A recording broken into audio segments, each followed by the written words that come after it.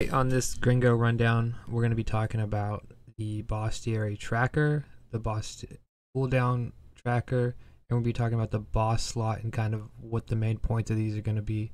So to see and access these things, go over to the right side of your screen underneath the blue store tab. Down at the far right, going to be open bestiary dialog. This is going to show every boss you've killed, how many times. It's going to show the trackable bosses as well that you haven't killed, but they will be blacked out.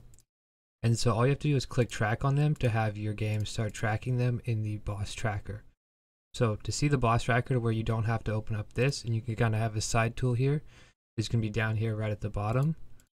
I'm going to say boss tracker over here. And what this does is it shows you every boss that you've done, and if the hourglass is red, then you have time left before you can do it, and if you hover over it, it'll tell you how much time you have left. As well, if it's grayed out, that means that there's no cooldown and you're welcome to go do it. So this is a good way for you to be able to kind of see quickly which ones you have up, which ones you have down. If you'd like to see a bit more organized of the cooldown way of what's coming up first compared to what you've done last, open up the Hunt Analytics here and go down to the bottom where it says boss cooldowns. You'll click on this and it'll open it up and show you can choose sort by cooldown or sort by name. So you can sort by the cooldown and see, okay, in an hour and 7 minutes I can go kill Black Vixen again, and in another hour from that then I will be able to kill the Grandmaster Oberon, and it'll show you all the other bosses that have no cooldown and you are able to go kill. So obviously I have some bosses to go take care of, and yeah, hopefully this helps you keep track of the bosses, helps you do them every 4 hours, kind of like on the timer, and not let time get away from you so you can min-max a bit better.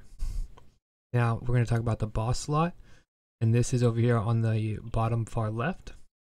And what this does is it allows you to select a boss that you've gotten to a certain time of kills in here to give it an extra chance of dropping stuff. The more bosses you kill, the more boss points you'll get. Come up here. Equipment loot bonus goes up based on the amount of boss points that you have.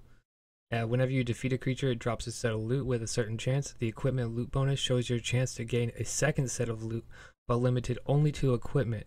This shows your chance of getting a double drop, but it's only going to double drop you equipment. So double Cobra weapons, double Lion weapons, Falcon weapons. These kind of things are really crucial, and so you'll want to utilize this as best you can. And the more bosses you do, you'll be able to unlock a second boss slot for 1500 boss points.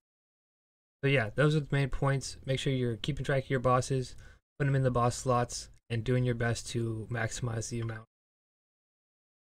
weapons and different armors that you're able to get and help grow the server and yourself.